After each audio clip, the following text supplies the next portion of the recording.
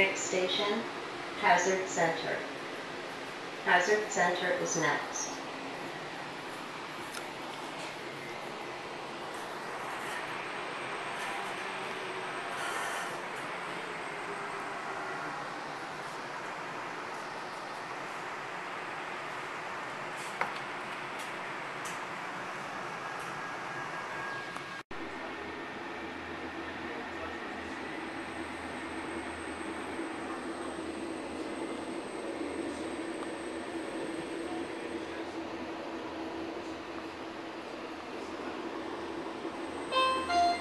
Next station, Seaport Village. Seaport Village is next.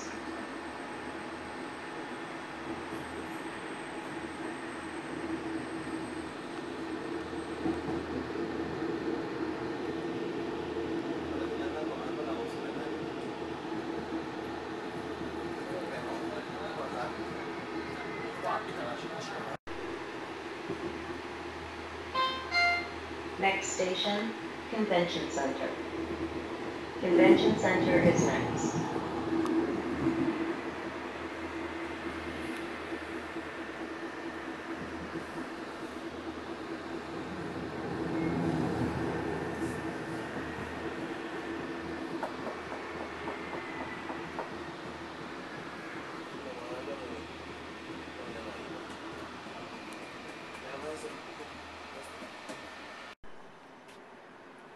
Okay, we are just now getting off the trolley here in downtown. Where am I? It's the smog. San Diego, California. This is intense. We're at sea level. Who knows what kind of massive electromagnetic energy is going on. So a couple thoughts here while my thoughts are still on the topic. People are real paranoid here, real edgy. Not so nice to tourists. Real quick to judge if you're homeless, if you have a bag. People following people around the store. A lot of homeless here. A lot of homeless everywhere. Grand Junction, Colorado, I noted that. Also the trolley. So you have police, armed police, constantly getting on. Tickets please, tickets please. You feel like you're in a concentration camp. The guy didn't even say anything. It was like a robot walks up and scans my little card. Now it costs $7 for an all-day pass. I'm only going to be able to walk so much on concrete. My feet are hurting from last night, but I'm not bringing my laptop. We'll go over my mini media kit here. I got to get an SD card for my other camera. But the point is, I also brought the charger. Talking like massive devastation. This particular, as we'll get into, this particular city is a hepatitis A outbreak. They've declared a state of emergency in the state of Colorado. 21 people have died. 600 people have been affected. So, you know, you have the high cost of rent. You literally, this is something to be looking at a little bit more deeply. In San Diego, to own your own home, average salary that you need to make is $116,000. Meanwhile, Portland has gone up to $66,000, and they have a homelessness epidemic. So because of the cost of living and the increase in homelessness, it has now become a massive health crisis. It is worse than a UN refugee camp. There's like one toilet for 1,800 people. So yeah, I did a little bit of reading this morning. It is a serious situation, and that's what's going on in San Diego, California. So let's go to the main strip, if you will, of downtown.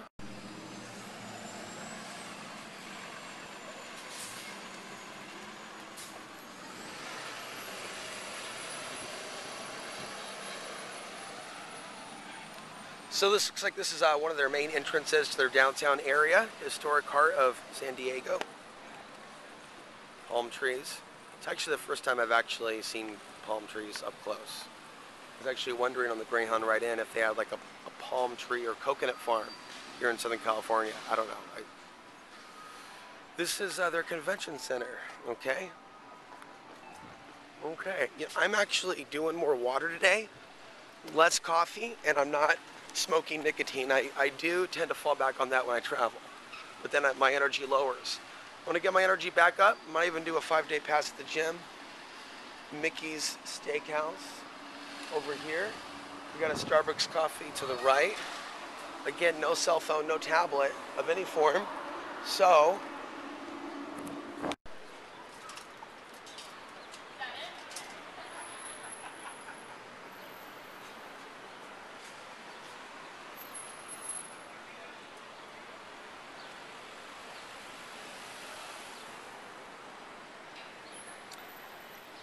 Yeah, I don't think I'm going to see a Walmart in downtown San Diego. Maybe a CVC.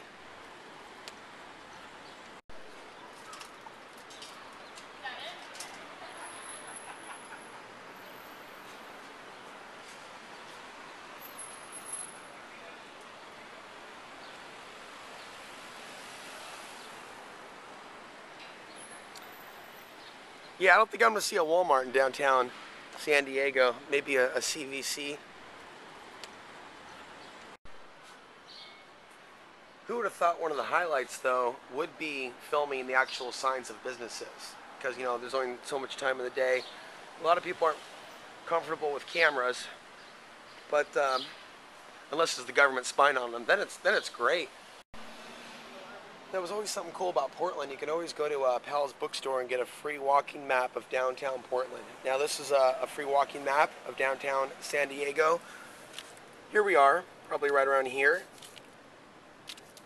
Okay, and I'm taking this is definitely walkable. So their inner core downtown is not too big. I guess they call this the well, that's one section of it. Probably would be easier to get a tour by car. You can only do so much when you've been walking for days. Yeah, I'm gonna have to find out where the CVC is somewhere else. And a big part of urban life, taking out the trash, manufacturing trash. That's right. Manufacturing trash.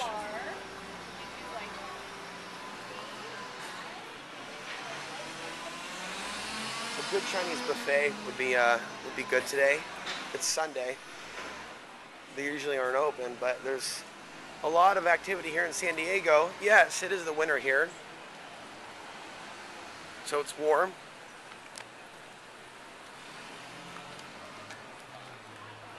I guess a little less awkward walking around talking with a digital device here than some other places.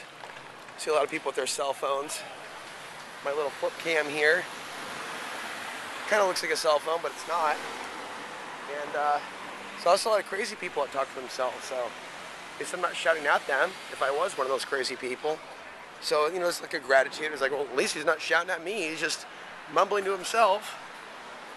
So that's cool. And this is going to be even more appropriate in Vegas, which I'm probably going to be, I might be looking at Vegas.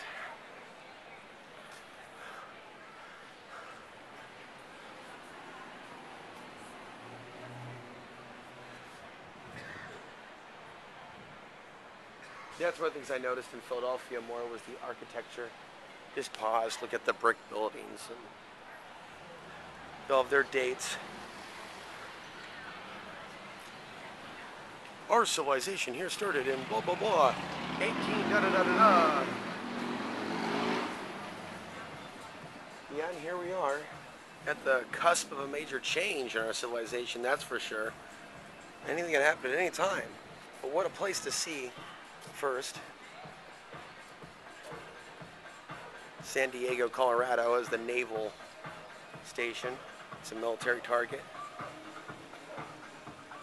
As these war game drills increase, you hear the spreader from North Korea, California easily within striking zone. Will the Creator be smacking down this nation? We just don't know the answers to these questions. But I suspect the sun has something to do with some of that. Oh, and we have the beheaded mannequins. That's never a good sign for a society that will behead its mannequins. Yes, this is why I stay out of the malls. But there are many malls in San Diego. Here we are, Gaslamp. Of course, Hollywood is hours from here, so I definitely need to see that at some point. I think that is actually in the cards this week.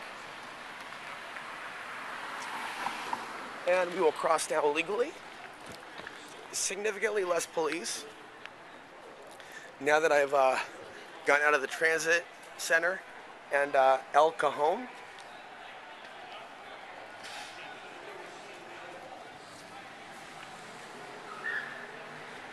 Yeah, people are way less jaded about the camera. So I must be really walking through like the highlight of this dense population center.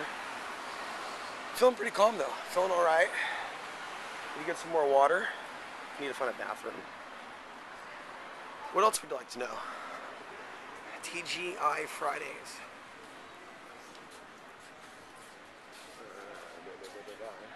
Again, the architecture. So when they built Portland, it was just like this, the style buildings. If you look at 3rd Avenue today in Portland, some of the buildings are still there to this day.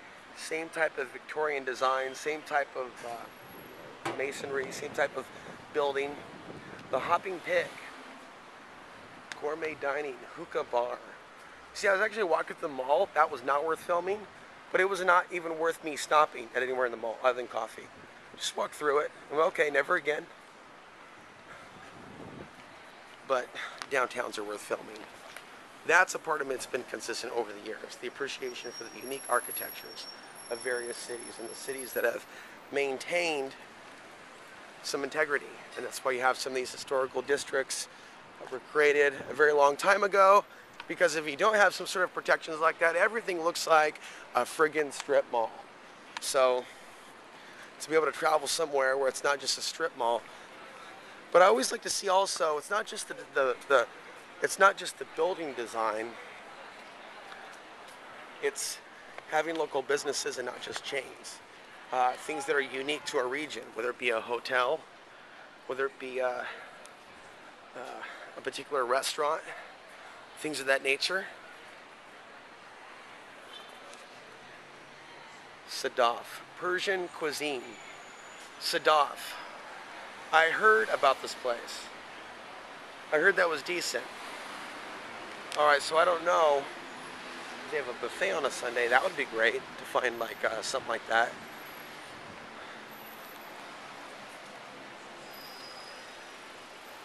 The prices at the mall were pretty outrageous. I took some pictures, but you're looking at like $10, you know, for one of those Chinese entree things with a drink. I think it was $10.28. Then I went into the, maybe there wasn't even a drink. Then I went into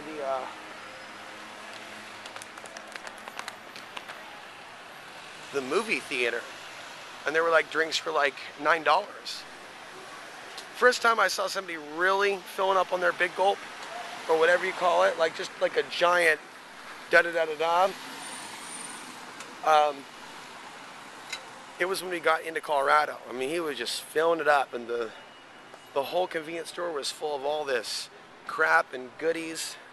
I'm like, okay, this is just a taste of, you know, the land of excess, multiple options. And again, it's all under the guise of freedom. We are free to be consumers, right? But not necessarily free to think for ourselves, or maybe to create independent ideas that will be consumed by others. They want us consuming their culture. They don't want us creating our own. Anyway, side topic. So maybe we'll go get a tattoo later. Bait, sushi bar. And then we have like a dollar store plus, a mini one, smack dab over here.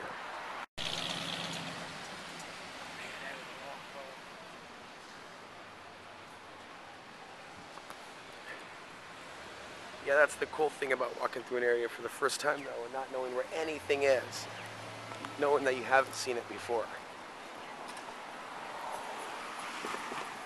A lot of places have become really boring in America.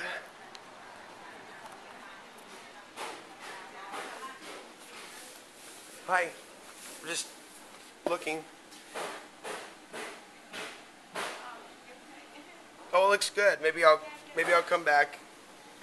I'm just walking through. I mean, it's pretty simple. Down to your sunglasses not looking fancy, down to the smallest thing, down to having curly hair in the back. Boom, profiled, homeless. Boom. So this is you're either homeless or you're super rich or super zombified. You're either losing it or you're in control. Cool, man. I'm cool, man. Like most of their industry here is just straight up consumerism and police services and writing tickets. I mean, no wonder they're fleeing California for Oregon. Once I actually got a chance to look at this place, I mean, it's Nightmare on Elm Street. Half the jobs are cops writing people tickets. That's not an economy that can, I mean, what kind of a society thinks that that's an economy where half the jobs are writing people tickets? That's mental insanity. No wonder people are screaming in the streets. And they're unable to connect the dots between their crazy homeless people and their policies. Whoa. It takes an outsider who's not brainwashed to actually see how dysfunctional the city is. Did you have a nice Thanksgiving? Pretty good, did you? Yes, I did. I spent it with my neighbors.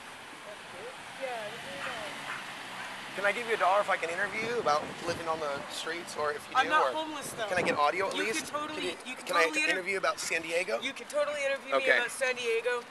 I totally have a lot. The have and have not thing is really interesting. So there's very few bathrooms, yet there's a lot of homeless, and they say there's a hepatitis A epidemic. Yeah, which is really weird because a Can lot I of film? yeah, absolutely. Okay. A lot of the homeless people I've seen are taking the water out of the hand washing stations, which are clearly marked with "Do not drink water." And there are a few homeless people out here that are filling bottles that they pull out of the trash cans with that water and selling it to yuppies for $1 a piece. I didn't know there was a water issue, a water consumption issue. Well, it's not so much a water consumption issue as it is that the San Diego County has put out hand washing stations that have water that isn't good for drinking, and homeless people are selling that water to yuppies.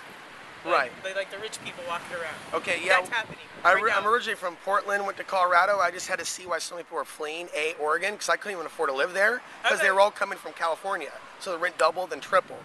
Yeah. Then I became homeless. Then I escaped homelessness, went off the grid. Yeah. So I made a pilgrimage to see this mecca of hell. I just don't even have anything positive to say about Southern California or anybody. No, I'll give you some positive things to say. Okay. About so Well, you're an artist, so you're a musician. The creativity, I'm into that. And me and my yeah. boyfriend Yeah. is a glass blower, and when we first came back to San Diego, because I'm from San Diego, we were homeless. We lived in a 78 Volvo station wagon in Ocean Beach for 2 years. My teeth were really fucked up. He didn't have a job. He was offered a full-time job. We got off the street. Medi-Cal paid for my teeth. The Synergy Arts Foundation paid for both CDs. So, you know, now I have 2 CDs out since coming to San Diego being homeless. Right. I'm not homeless anymore. I have a job now. I work for Ace Parking. It's a great job. Now, life is good. Oh, really? That saw me through some shit, you know. And then this is the new one, Standing Tall, because I'm standing taller than I ever have before. I mean, but it is possible to get to a better place from homelessness in San Diego. It just takes a lot of effort. And a lot of people don't want to put forth that effort.